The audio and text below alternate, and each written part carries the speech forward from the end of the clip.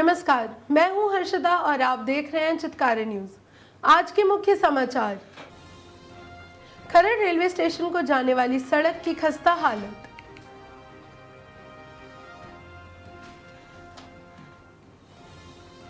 चंडीगढ़ परिवहन विभाग डीजल बसों को बदलने के लिए शहर में 100 नई इलेक्ट्रिक बसें लाएगा।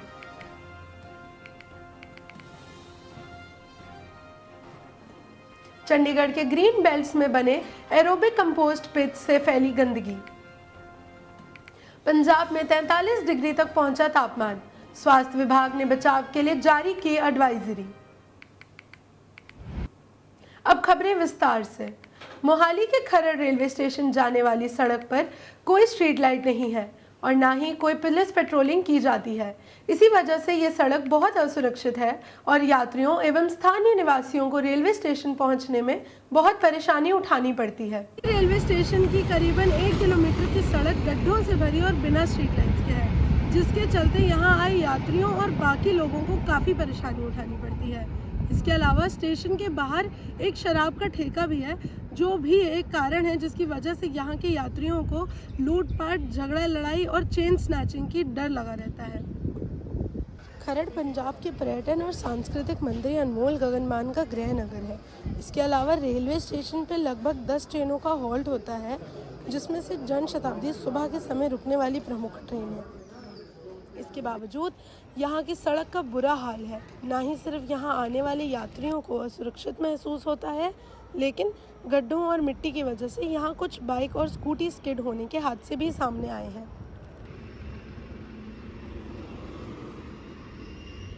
15 ਸਾਲ ਹੋ ਗਏ ਪਰ ਹੁਣ ਤੱਕ ਉਰੇ ਸੜਕ ਨਹੀਂ ਬਣੀ ਹੈਗੀ, ਨਾ ਲਾਈਟਾਂ ਲੱਗੀਆਂ। ਇੱਥੇ ਕੋਲ ਇੱਕ ਠੇਕਾ ਖੁੱਲ ਗਈ, ਨਾ ਦੂਰ ਦੂਰ ਤੱਕ ਕੋਈ ਟੈਂਪੂ ਦਿਖਦਾ ਹੀ। ਉਰੇ ਰਾਤ ਨੂੰ ਕੋਈ ਜੇ ਕਿਸੇ ਨੇ ਜਾਣਾ यात्रियों ने ਉਹਨੂੰ पैदल ही जाना ਪੈਂਦਾ ਜੀ।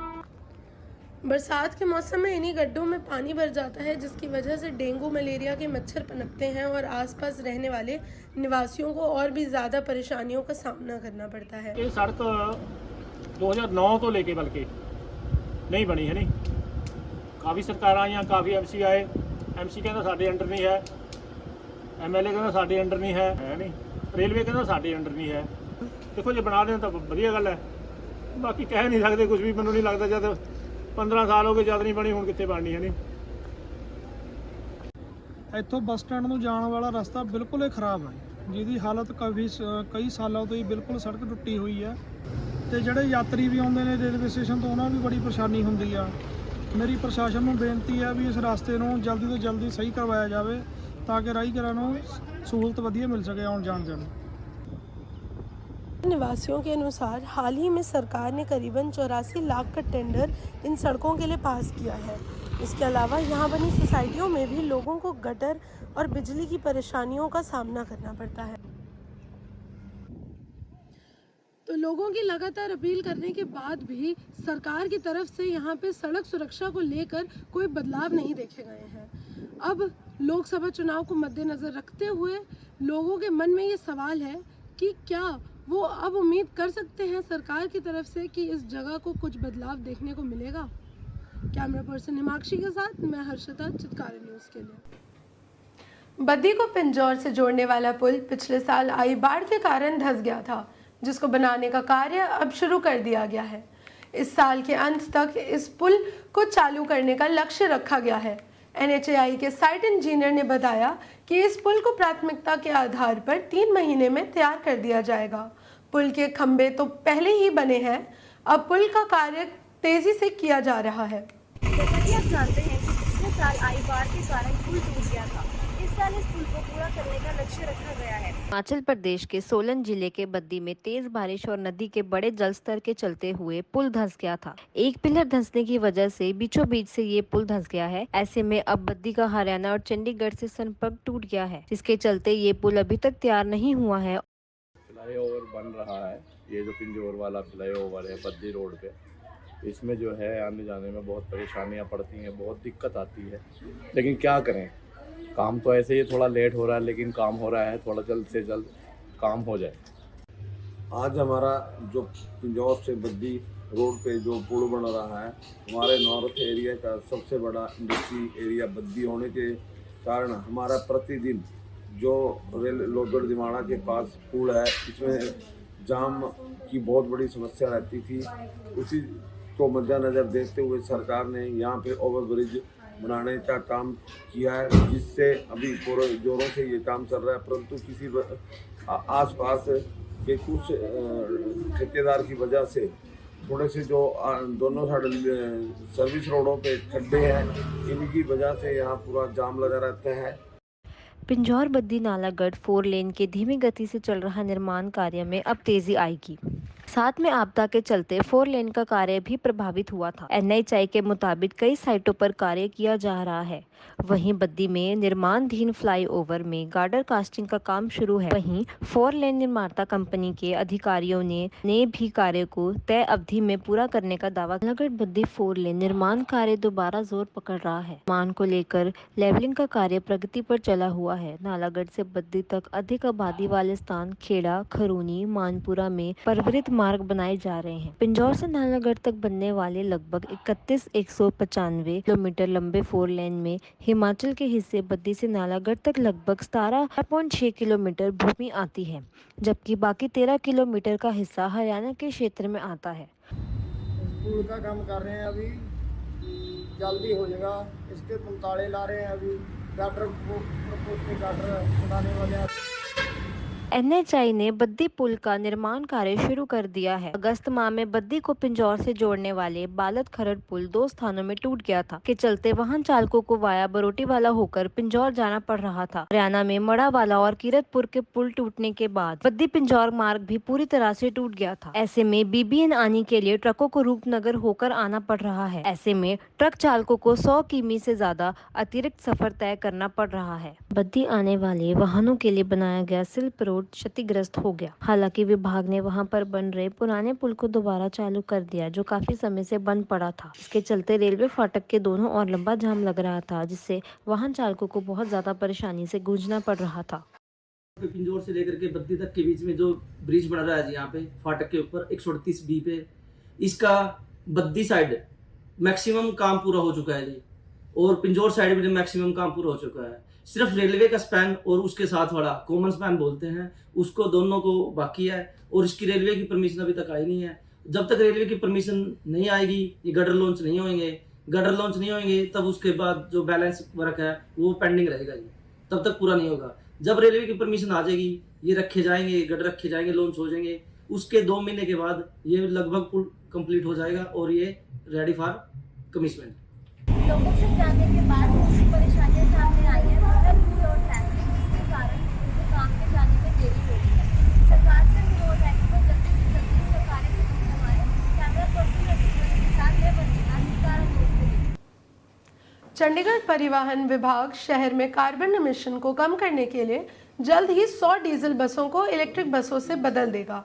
ये निर्णय परिवहन विभाग ने पिछले 2 वर्षों में 20 लाख लीटर से अधिक के डीजल, जिसकी कीमत 17 करोड़ रुपए है, उसकी बचत के बाद लिया। इसके सिवा पिछले 2 सालों में इलेक्ट्रिक बसों से शहर में 5400 टन के कार्बन की एमिशन को रोकी गई है। चंडीगढ़ परिवहन विभाग ने शहर में 100 नई इलेक्ट्रिक बसेस को चलाने का फैसला किया है। मिनिस्ट्री ऑफ हाउसिंग और अर्बन अफेयर्स केंद्रीय सरकार की प्रधानमंत्री ई बस सेवा स्कीम के तहत ये नई बसेस लाएंगी, जो मौजूदा डीजल बसेस को बदलेंगी। ये निर्णय पिछले 2 सालों में मौजूदा 80 इलेक्ट्रिक बसेस द्वारा लाखों लीटर की डीजल, जिसकी कीमत करोड़ों रुपए में है, उसकी बचत और कार्बन एमिशन की कमी से पर्यावरण को हो रहे फायदे को मद्देनजर रखते हुए लिया गया है। चंडीगढ़ परिवहन विभाग का कहना है कि इन 100 बसेस के आने के बाद वे मिनिस्ट्री से 70 और इलेक्ट्रिक बसों की मांग करेगी। नवंबर 2021 से लेकर अब तक इलेक्ट्रिक बसों ने चंडीगढ़ में लगभग 20,38,000 लीटर की डीजल की बचत की है। डीजल की बचत से ना ही केवल परिवहन विभाग के 17 करोड़ से भी ज़्यादा रुपयों की बचत हुई है, बल्कि करीबन 5400 टन की कार्बन एमिशन को भी कम किया गया है।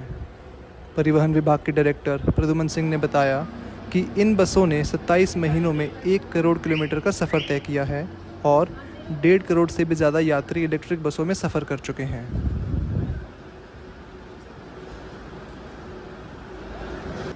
2 घंटे में पूरी तरह चार्ज होने वाली ये बसें एक चार्ज में 130 किलोमीटर तक चल सकती हैं और एक दिन में एवरेज 200 से 300 किलोमीटर तक का सफ़र तय करती हैं।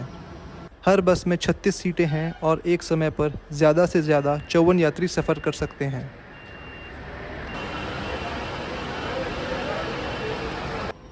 पीएम ई बस सेवा स्कीम के तहत आने वाली 100 नई इलेक्ट्रिक बसें 2027-28 तक 350 डीजल बसों को इलेक्ट्रिक बसों से बदलने वाली CTU की योजना को बढ़ावा देंगी।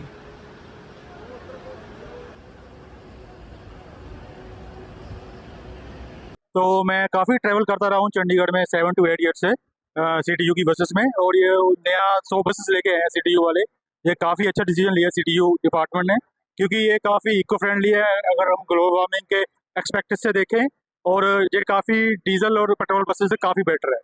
ਤੇ ਅਸੀਂ ਇੱਥੇ ਮੈਂ ਡੇਲੀ ਦੀ ਤਰ੍ਹਾਂ ਆਉਂਦੇ ਹੀ ਰਹਿੰਦੇ ਆ ਤੇ ਅਸੀਂ ਨਾ ਜਿਹੜੀ ਇਲੈਕਟ੍ਰਿਕ ਬੱਸ ਉਹਦੇ ਵਿੱਚ ਅਸੀਂ ਬਹੁਤ ਜ਼ਿਆਦਾ ਵਾਰ ਟਰੈਵਲ ਕੀਤਾ ਤੇ ਜਿੱਥੋਂ ਤੱਕ ਸਾਨੂੰ ਲੱਗਦਾ ਵੀ ਇਹ ਨਾ ਡੀਜ਼ਲ ਵਾਲੀ ਬੱਸ ਨਾਲੋਂ ਜ਼ਿਆਦਾ ਵਧੀਆ ਹੈ ਤੇ ਪ੍ਰਦੂਸ਼ਣ ਨੂੰ ਕੰਟਰੋਲ ਕਰਦਾ ਹੈ, ਇਸ ਨਾਲ ਪ੍ਰਦੂਸ਼ਣ ਨਹੀਂ ਫੈਲਦਾ ਤੇ ਵੈਸੇ ਵੀ ਸੇਫ ਲੱਗਦਾ ਹੈ ਸਾਨੂੰ, ਬਹੁਤ ਵਧੀਆ सफ़र ਹੁੰਦਾ ਇਸ ਵਿੱਚ। CTU की बसों में सफ़र कर रहे यात्रियों का मानना है कि परिवहन विभाग का ये निर्णय न ही केवल बसों में सफ़र को सुविधाजनक और सस्ता बनाएगा, बल्कि पर्यावरण को भी ग्लोबल वार्मिंग और अन्य समस्याओं से बचने में मदद करेगा। कैमरा पर्सन मैत्री के साथ मैं भृगु, चितकारा न्यूज़ के लिए। इसकी और जानकारी के लिए हमारे साथ बने हुए हैं हमारे साथी भृगु। भृगु, क्या आप हमें सुन सकते हैं? जी हर्षिता। इन 100 नई बसों के आने के बाद परिवहन विभाग का अगला कदम क्या होगा भृगु? जी, इन 100 बसेस के आने के बाद परिवहन विभाग केंद्रीय सरकार से 70 और बसों की मांग करेगी, जो 2027-28 तक उनके लक्ष्य, जो कि डीजल बसों को इलेक्ट्रिक बसों से बदलने वाली योजना को बढ़ावा देंगी। हर्षिता, तो क्या सरकार 2027-28 तक सारी डीजल बसों को इलेक्ट्रिक बसों से बदल देगी भृगु? जी, CTU ने इलेक्ट्रिक बसों के फायदे को मद्देनजर रखते हुए ये लक्ष्य बनाया है कि अगले 3-4 सालों में CTU की सारी 350 डीजल बसों को इलेक्ट्रिक बसों से बदल दिया जाए। हर्षिता, चंडीगढ़ के सिवा पंचकुला में भी हाल ही में नई इलेक्ट्रिक बसें आई हैं, हमें उसके बारे में कुछ जानकारी दीजिए भृगु। चंडीगढ़ में चल रही इलेक्ट्रिक बसों की सफलता से प्रेरणा लेते हुए हरियाणा सरकार ने भी अभी हाल ही में पंचकुला में 5 नई इलेक्ट्रिक बसें चलवाई हैं। हरियाणा सरकार के प्रतिनिधि का कहना है कि इन नई इलेक्ट्रिक बसों को यात्रियों की तरफ से पॉजिटिव रिस्पांस मिला है और बहुत जल्द पंचकुला में 45 नई इलेक्ट्रिक बसें लाई जाएंगी। हर्षिता, इस जानकारी के लिए धन्यवाद Bhrigu.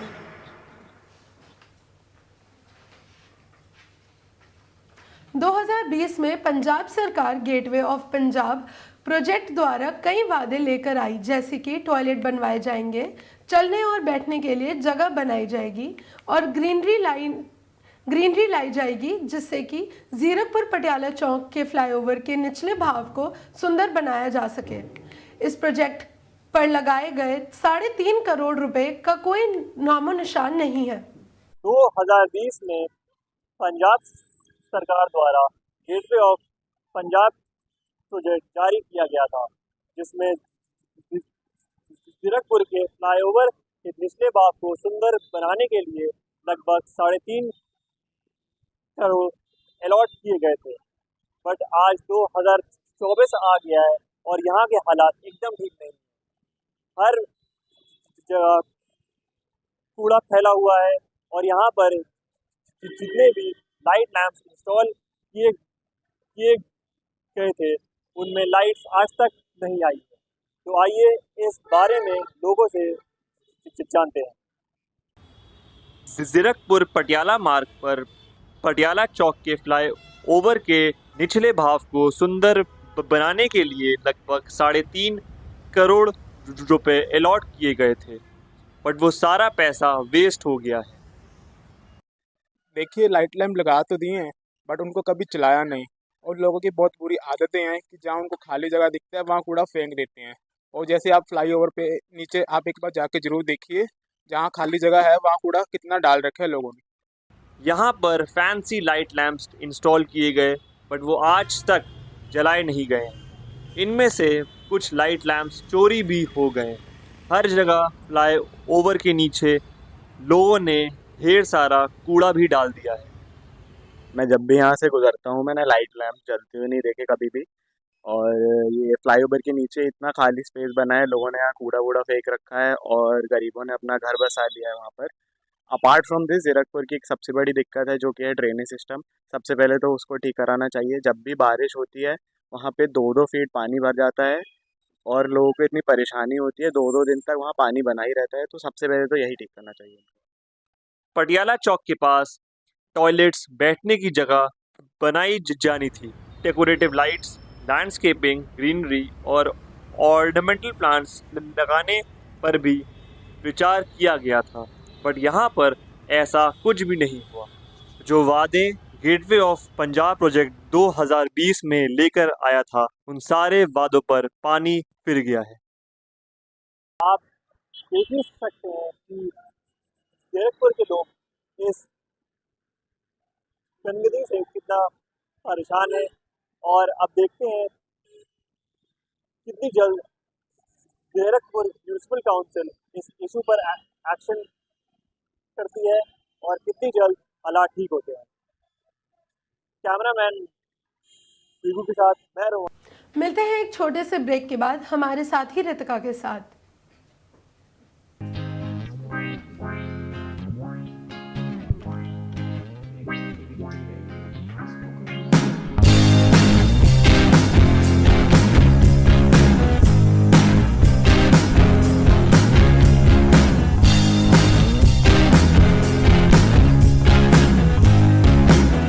Oh God, please tell me I'm not the only one who's in this situation. Just when I think of you, I think of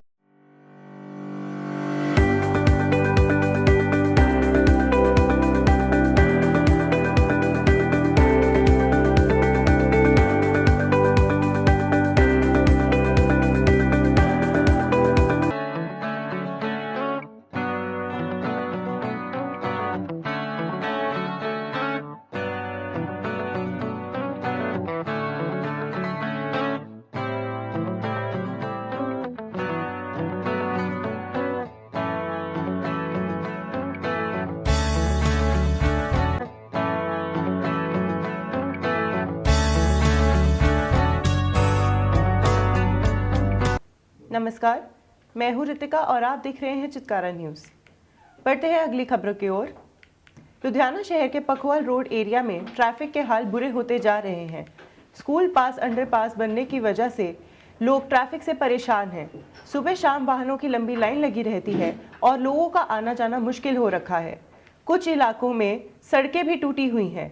इसकी वजह से एक्सीडेंट के केस भी सामने आ रहे हैं। रहती है।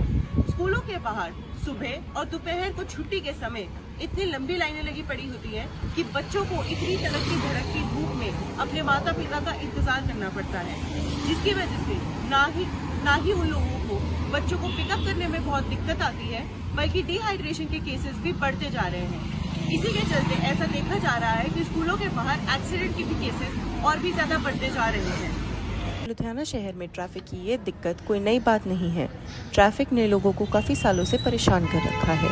स्कूलों के बाहर छुट्टी के समय ट्रैफिक की वजह से बच्चों को गर्मी में बाहर खड़े रहना पड़ता है। इसकी वजह से ना ही डिहाइड्रेशन के केस बढ़ रहे हैं, बल्कि उनके माँ बाप समय पर इतने रश की वजह से नहीं पहुँच पाते।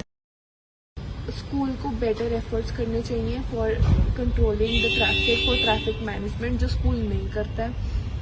जिससे और मेरी एक फ्रेंड है जिसका एक्सीडेंट हो गया few days ago because traffic बहुत था। She was with her mother and her brother which was quite extreme. इस सब के बाद भी स्कूल के बिल्कुल बाहर अंडरपास बनाया गया इस दिक्कत से राहत पाने के लिए। इस अंडरपास के बनने की वजह से स्कूल के सामने सड़क पर सुबह शाम मानो कोई राहत ही नहीं है। लोग गाड़ियाँ गलत पार्क करते हैं और कुछ तो रॉन्ग साइड गाड़ी चलाते हैं स्कूल टाइम पर पहुंचने के लिए। इसकी वजह से गाड़ियों के एक्सीडेंट भी देखे जा रहे हैं। There is a huge traffic problem outside the schools. When the school gets over, the parents who are coming for picking up or dropping off the children they create a chaotic situation over there.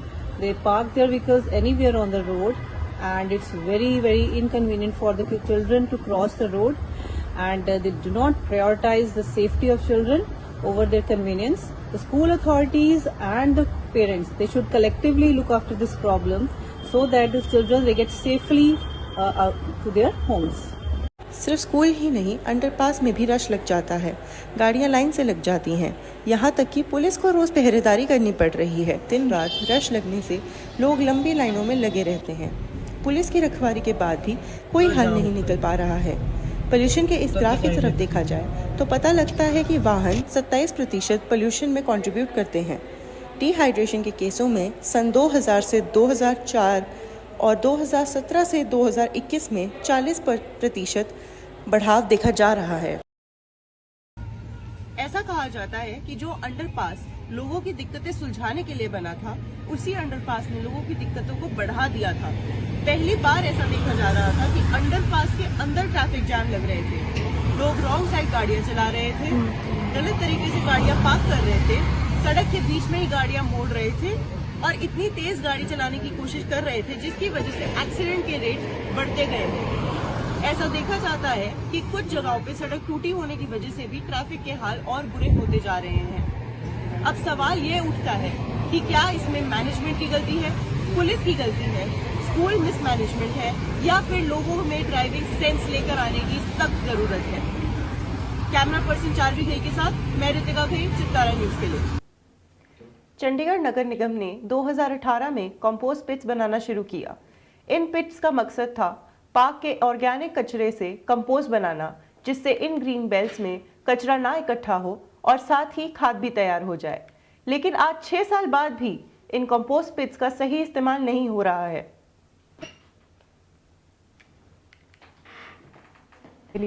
जिसकी सभी ने बहुत प्रशंसा करी।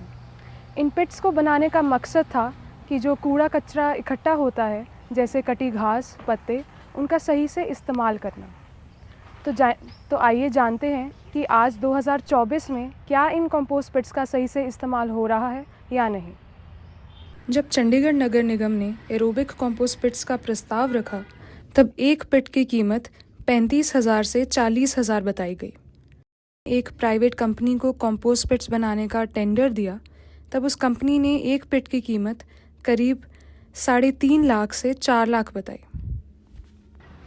Compost को बनाने के लिए उसमें पानी और गोबर भी डालना पड़ता है, पर वहाँ के कर्मचारियों ने बताया कि ऐसा कुछ नहीं किया जाता। इन पिट्स में घास और पत्तों के अलावा चिप्स के पैकेट, पॉलीथिन बैग्स और कपड़े जैसी चीज़ें भी पड़ी हुई हैं, जो कि नॉन बायोडिग्रेडेबल वेस्ट है, जिससे कंपोस्ट बनाना नामुमकिन है। जहाँ जहाँ इन पिट्स को बनाया गया है, वहाँ पहले बच्चों के खेलने के लिए झूले लगे हुए थे। अब इन पिट्स में इतना ग्रीन वेस्ट इकट्ठा हो चुका है कि वो पिट्स में से बाहर निकलकर आसपास भी गंदगी फैला रहा है। So we regularly come here for walking. So this place is very good for doing walking, and daily they'll clean the park. It is very good, but one thing we check is that the compost which was collected and making useful, but it is useful, but it is piling up due to that mosquitoes, and it is not smelly, and it is not good for the persons who are doing walking. I guess it is better to clean up at least for a week like that, cleaning up and recollecting that. We feel that it will be helpful for everyone and it is good for everyone's health. इसको साल भर हो गया, मतलब अभी उठाया नहीं है। कॉलेज का कूड़ा यहाँ पे गिरते हैं और यहाँ पे मतलब जो पार्किंग का है वो नहीं है, यहाँ पे बस सामने वाले कॉलेज के गिर के जाते हैं। 2018 के डेटा के मुताबिक चंडीगढ़ के करीब 100 ग्रीन बेल्ट्स में कुल 600 किलो का ग्रीन वेस्ट इकट्ठा होता है, और 2023 के डेटा के मुताबिक ये वेस्ट 600 किलो से बढ़कर 800 किलो हो गया है। इसी ग्रीन वेस्ट का सही इस्तेमाल करने के लिए चंडीगढ़ नगर निगम ने जो एरोबिक कंपोस्ट पिट्स बनाई थी, उनसे सिर्फ गंदगी ही फैल रही है। चंडीगढ़ नगर निगम के अधिकारियों ने हमसे इस विषय पर बात करने से मना कर दिया। 4 साल पहले जिन एरोबिक कंपोस्ट पिट्स की बात की गई थी कि इनका इस्तेमाल खाद बनाने के लिए किया जाएगा, वो नहीं हुआ। चंडीगढ़ एडमिनिस्ट्रेशन को इस पर ध्यान देना चाहिए ताकि अच्छी खाद भी बने और इससे शहर में गंदगी भी ना फैले। कैमरामैन केसर वर्मा के साथ मैं मैत्री चहल, चितकारा न्यूज़। इसकी और जानकारी के लिए हमारे साथ बनी हुई है हमारी साथी मैत्री। क्या आप हमें सुन पा रही हैं मैत्री? जी रितिका। जैसे आपने बताया कि कंपोस्ट पिट्स काफ़ी महीने से भरे हुए हैं, तो खाद बनने में भी तो समय लगता है मैत्री? खाद बनने में बिल्कुल समय लगता है रितिका, लेकिन खाद बनने के लिए एक प्रॉपर तरीका होता है। हम ऐसे ही कंपोस्ट पिट्स को बिना ढके नहीं छोड़ते हैं। खाद बनने में वक्त लगता है, लेकिन जब ऐसे पिट्स को खुला छोड़ा जाता है तो इससे मच्छर बढ़ते हैं, बहुत बदबू होती है, गंदगी होती है, जो स्वास्थ्य के लिए सही नहीं होती। रितिका, आपने पार्क के कर्मचारियों से भी कुछ बातचीत की होगी। इन फिट्स की वजह से उनको क्या दिक्कत उठानी पड़ती है मैत्री? कर्मचारियों की सबसे बड़ी दिक्कत ये है कि उन्हें पता नहीं है कि वो कचरा कहाँ फेंकें, क्योंकि कंपोस्ट पिट्स जो हैं वो ऊपर तक भरी हुई हैं और उनके पास कोई जगह नहीं है कूड़ा फेंकने के लिए। तो उनके जो ठेकेदार हैं वो उन्हें कहते हैं कि वो पिट्स के आसपास ही जो सूखे पत्ते हैं और कटी हुई घास है उसे वहाँ फेंक दें। रितिका, पिट्स को बनाने में जितने पैसे लगने थे और जितने लगे हैं, उनके आंकड़े में इतना अंतर कैसे है मैत्री? ये सवाल तो अभी वैसा का वैसा ही खड़ा है, क्योंकि हमने नगर निगम के जो कर्मचारी हैं उनसे बात करने की कोशिश करी थी, पर उन्होंने इसका जवाब नहीं दिया है। आंकड़ों में अंतर बहुत है, क्योंकि पहले कहा गया था कि ये 35 से 40 हज़ार के बीच में बन जाएगा, लेकिन जब एक प्राइवेट कंपनी को इसका टेंडर दिया तो उन्होंने कहा कि इन पिट्स को बनने में 4 लाख भी लग सकते हैं। तो अंतर तो बहुत है आंकड़ों में, लेकिन ये सवाल वैसे का वैसा ही है। रितिका, इस जानकारी के लिए बहुत बहुत शुक्रिया मैत्री। लुधियाना नगर निगम द्वारा BRS नगर और पखवाल रोड के पास दक्षिण बाईपास फ्लाईओवर के नीचे बैडमिंटन और बास्केटबॉल कोर्ट्स बनाए गए हैं। ये परियोजना कई मेट्रो शहरों से के पैटर्न पर आधारित है, जहां नागरिकों के लिए खेल और फिटनेस में रुचि रखने वाले कोर्ट्स में आके कभी भी खेल सकते हैं। लुधियाना म्यूनिसिपल कॉर्पोरेशन द्वारा 4 प्लेग्राउंड्स बनाए गए हैं, जिसमें से 3 बैडमिंटन कोर्ट और 1 बास्केटबॉल कोर्ट बनाया गया है। अकॉर्डिंग टू मी बहुत ही अच्छा इनिशिएटिव है गवर्नमेंट का। जैसे कि आप देख रहे हो यहाँ पे ब्रिजेस के नीचे इन्होंने ग्रीनरी बहुत कर दी है और ये कोर्ट्स बनाए हैं बास्केटबॉल के, बैडमिंटन के, जिसकी वजह से हमारा जो यूथ है उसको खेलने के लिए स्पेस मिल रही है। जैसे हमको पता है यूथ के अंदर एनर्जी बहुत है, लेकिन हमारे यहाँ पे पंजाब में क्या है कि बहुत ज़्यादा कम कोर्ट्स हैं और बहुत लिमिटेड एक्सेस है, क्योंकि ज़्यादातर कोर्ट्स कॉलेजेस या स्कूल्स के अंडर है। तो ये जो पब्लिक कोर्ट्स बने हैं ये बहुत ही ज़रूरी थे, क्योंकि जो यूथ है वो फ्री टाइम में आके यहाँ पे खेलता है, यहाँ पे अपनी बैडमिंटन हो या बास्केटबॉल हो, उससे अपनी फिटनेस का भी ध्यान रखता है। तो ओवरऑल गवर्नमेंट ऑफ पंजाब की तरफ से बहुत ही अच्छा इनिशिएटिव है। Thank you. ये सारे कोर्ट प्रॉपर एक्यूरेसी और प्रॉपर लाइटनिंग के साथ बनाए गए हैं और जनरल पब्लिक कभी भी इनमें जाकर खेल सकती है। ये म्यूनिसिपल कॉर्पोरेशन द्वारा बहुत अच्छा इनिशिएटिव लिया गया है, जिससे आने वाले यूथ की फिजिकल हेल्थ को लेकर बढ़ावा मिलेगा और लुधियाना म्यूनिसिपल कॉर्पोरेशन का आगे और भी प्लेग्राउंड्स अंडर द फ्लाईओवर बनाने का प्लान है। वही है कि बस फिजिकल हेल्थ हमारी सही रहती है। एक तो घर से बाहर निकल आते हैं, इसी बहाने खेल लेते हैं थोड़ा बहुत, और यही कि हाइट में इंक्रीजमेंट हो जाएगा। थोड़ा बहुत छुट्टियां चल रही हैं, वैसे घर में बोर होते हैं, बस यही है। घर के पास पड़ जाता है थोड़ा बहुत ही है, तो यहाँ पे आना इजी रहता है। अच्छा किया गवर्नमेंट ने, यहाँ पे मतलब मज़ा आता है खेल कर, बढ़िया लग रहा है।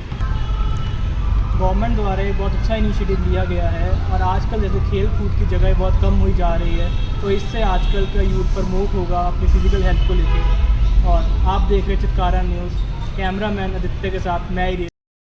पंजाब में गर्मी का प्रकोप जारी है। पिछले दिनों से पंजाब में लू चल रही है, जिसके कारण सड़कें और बाजार सुनसान दिखे। अधिक गर्मी के कारण मजदूरों, आम आदमी को मुश्किलों का सामना करना पड़ रहा है। छोटे बच्चे, गर्भवती महिलाएं, 65 वर्ष से अधिक उम्र के बुजुर्ग, शारीरिक रूप से बीमार लोगों को अधिक ध्यान रखने की एडवाइजरी जारी की। इसकी और जानकारी के लिए हमारे साथ बनी हुई है हमारी साथी हरसिमरन। क्या आप हमें सुन पा रही हैं हरसिमरन? जी। हीट वेव से बचने के लिए किन चीज़ों का ध्यान रखना चाहिए हरसिमरन? सबसे पहले तो सबसे ज़रूरी तो यही है कि आप हाइड्रेटेड रहें। उसके बाद ये आता है कि दोपहर के समय गर्मी में आप ना ही निकले घर से, और फिर एयर कंडीशन रूम से गर्मी में सीधा ना जाएं। और ये भी ज़रूरी है कि आप अगर गर्मी से आ रहे हैं तो एकदम से ठंडा पानी ना पिएं। अगर ज़्यादा प्यास लग रही है तो घड़े का पानी या सादा पानी ही पिएं। रितिका, IMD की सलाह के बारे में विस्तार से और बताएं हरसिमरन। IMD की सलाह में IMD की जो रिपोर्ट है उसमें तो यही कहा गया है कि दोपहर के समय ना निकलें, क्योंकि उस टाइम पर हीट वेव का प्रकोप सबसे ज़्यादा होता है। और दूसरा ये भी है कि इसके साथ साथ उन्होंने स्कूल की टाइमिंग्स चेंज की है और काफ़ी स्कूलों में छुट्टियों का भी ऐलान किया है। स्कूलों में उन्होंने ऐलान कर दिया है कि दोपहर के समय असेंबली नहीं होगी। इसके साथ साथ बच्चों को रेगुलर इंटरवल्स पे वाटर ब्रेक मिलती रहेगी। रितिका, लू से आवारा कुत्तों को कैसे बचाया जाए हरसिमरन? जैसे मनुष्य डिहाइड्रेटेड होते हैं हीट वेव के कारण, वैसे ही कुत्तों और अन्य जानवरों और पक्षियों को भी डिहाइड्रेशन से खतरा है। तो इसके लिए ज़रूरी है कि आप उनके लिए कसोरा कोई रख दें बाहर अपने घर के, उनके लिए खाना रख दें और कुछ शेल्टर स्पेसेस भी बना दें। रितिका, इस जानकारी के लिए बहुत बहुत धन्यवाद हरसिमरन।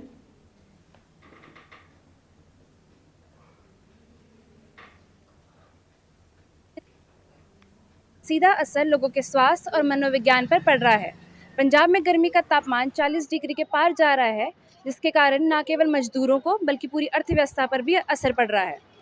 पंजाब में बढ़ता तापमान क्लाइमेट चेंज के प्रभाव के बारे में चिंता पैदा कर रही है। 5 मई को पंजाब में 43 डिग्री सेल्सियस दर्ज किया गया, जो मानव शरीर के लिए बहुत गर्म था। भारत मौसम विभाग ने मार्च से मई तक मौसम के लिए अपना सीजनल आउटलुक जारी किया, जिसमें उन्होंने देश के अधिक हिस्सों में 6 से 14 दिन तक अधिक समय तक लू चलने की संभावना का कहा। आमतौर पर अप्रैल में हीट वेव 4 से 8 दिन ही चलती है, लेकिन इस बार स्थितियाँ ग्लोबल वार्मिंग की वजह से अलग है। इस बार देश के 23 राज्य लू और हीट वेव के 10 से 20 दिन का दौर देखेंगे। पिछले साल हीट वेव का सबसे लंबे समय का रिकॉर्ड बना था, जो इस बार टूट सकता है। हीट वेव का स्वास्थ्य पर व्यापक प्रभाव पड़ सकता है, जिस पर ध्यान देने की आवश्यकता है। हीट वेव कई प्रकार की बीमारियों को जन्म दे सकती है, जिसमें गर्मी से थकावट, डिहाइड्रेशन और इससे भी खराब स्थिति हीट स्ट्रोक शामिल है। ये स्पष्ट है कि लंबे समय तक चलने वाली गर्म लहरें भविष्य में कोई बड़ी बात नहीं होंगी।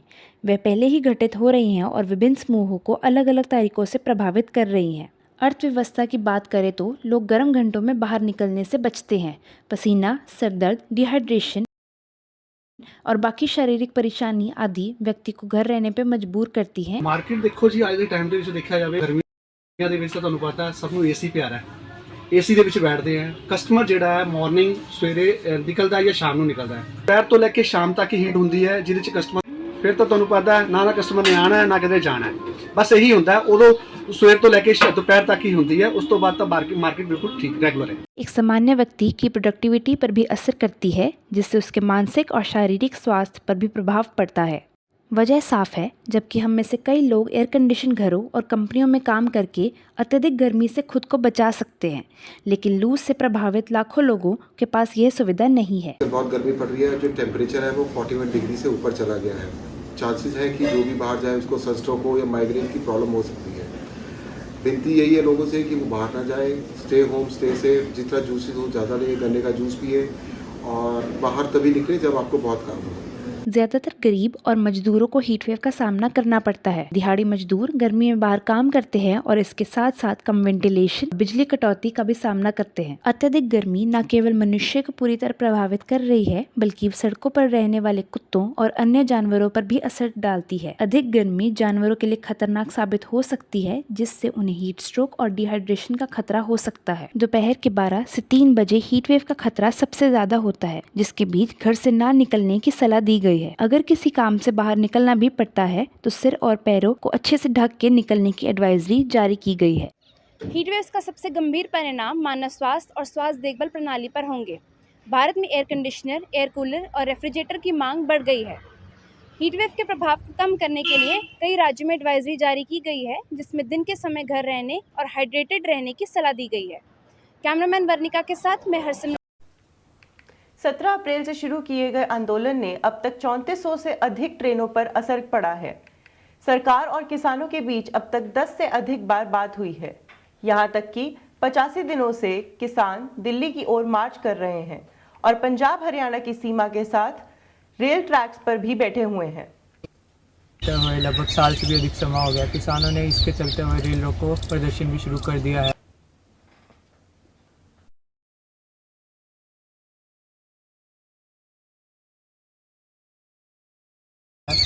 किसानों का ये प्रदर्शन सरकार को तरफ अपना ध्यान लाना और अपनी मांगें पूरी करना है।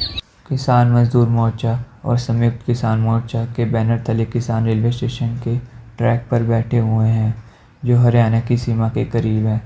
17 अप्रैल से रोज़ाना 200 से अधिक ट्रेन प्रभावित हो रही हैं। कम से कम 65 ट्रेन रोज़ाना रद्द हो रही हैं। पंजाब के पटियाला जिला में किसानों का रेल रोको प्रदर्शन 15वें दिन में प्रवेश करता हुआ योगिताओं ने इस हरकत की निंदा की है। हर दिन 200 से अधिक ट्रेन प्रभावित हो रही हैं। योगिताओं ने अपने संदेशों से कहा है कि यदि स्थिति 10 दिन में सामान्य नहीं होती तो वह काले झंडे लगाएंगे। देखो, जो फसलों की अभी हम खेती करते हैं वो तो 4-5 मतलब मेन 2 फसलें हैं, जैसे कनक और चावल का जो खेती हो रहा है। मगर हम जो मांग कर रहे हैं वो है 23 फसल की। 23 फसलों की मांग कर रहे हैं कि हमारे को मूंगी, कपास वगैरह सभी के ऊपर जो दालों के ऊपर है जो वो MSP की गारंटी कानून बनाया जाए और उसके ऊपर पूरी सरकार की जो गारंटी हो और उसको गारंटी से ख़रीदा जाए, उनका मंडीकरण हो। तो मंडीकरण की वजह से जो है MSP की गारंटी और स्वामीनाथन की रिपोर्ट जो C+2 और 50% जो कॉस्ट से जो हम मांग रहे हैं, उसी के कारण ही जो आज शंभू बॉर्डर पे पक्का मोर्चा जो तकरीबन 85 दिन से चल रहा है। और अभी जो रेलवे पर बैठे हुए हैं जो उन्होंने हरियाणा के 3 जवान जो हमारे नौजवान भाई है उनको पकड़ रखा, उनको छुड़वाने के लिए जो ट्रेनों के ऊपर जो है मोर्चा वो चल रहा है। अम्बाला डिविजनल रेलवे कार्यालय के अंक के अनुसार 29 अप्रैल को किसानों के विरोध के कारण 188 ट्रेन को प्रभावित किया गया, जिनमें से 69 रद्द की गई, जबकि 26 अप्रैल को 208 ट्रेन प्रभावित हुई थी, जिनमें से 72 रद्द हुई थी। दिन में 161 ट्रेन पंजाब से गुजरती हैं, इसलिए कई रद्द हो रही हैं, जबकि अन्य रास्तों से गुजरती ट्रेनों को भी अस्थायी रूप से प्रभावित किया जाता है, क्योंकि शंभू रेलवे स्टेशन में से ट्रेन का रास्ता चलता है। शंभू पंजाब का आखिरी रेलवे स्टेशन है, जिसके बाद ट्रेन हरियाणा के अम्बाला में प्रवेश करती है। किसान संयुक्त किसान मोर्चा, गैर राजनीतिक और किसान मजदूर मोर्चा के तहत 17 अप्रैल को हरियाणा पुलिस द्वारा गिरफ्तार किए गए 3 किसान कर्मचारियों की रिहाई की भी मांग कर रहे हैं। कितने दिन हो गए आपको यहाँ बैठे हुए? यहाँ पे तकरीबन 22-23 दिन हो गए हैं यहाँ पे बैठे हुए। अब जैसे इलेक्शंस आ रहे हैं, आपको लगता है कि आगे भी इस इलेक्शंस पे फ़र्क पड़ेगा इसके कारण कुछ? देखो, इलेक्शन के कारण ही असल में जो हरियाणा के 3 नौजवान पकड़े हुए हैं, उनको इलेक्शन के कारण ही जो बीजेपी गवर्नमेंट छोड़ नहीं रही। उनको लगता है कि अगर इनको छोड़ा जाएगा तो ये हमारा विरोध जो है और बढ़ेगा और इसका प्रचार होगा, क्योंकि बीजेपी गवर्नमेंट जो केंद्र सरकार मोदी सरकार है वो अभी बुखलाड़ में है। जो 400 के पार कहने वाले थे, अभी उनको अपनी सियासी ज़मीन जो है खिसकती हुई नज़र आ रही है और उनका जो पंजाब में भी और पूरे देश में बहुत बुरी तरह जो है विरोध भी वो चल रहा है। कैमरामैन अर्पित के साथ मैं ध्रुव। आज के लिए बस इतना ही। देखते रहिए चित्कारा न्यूज़।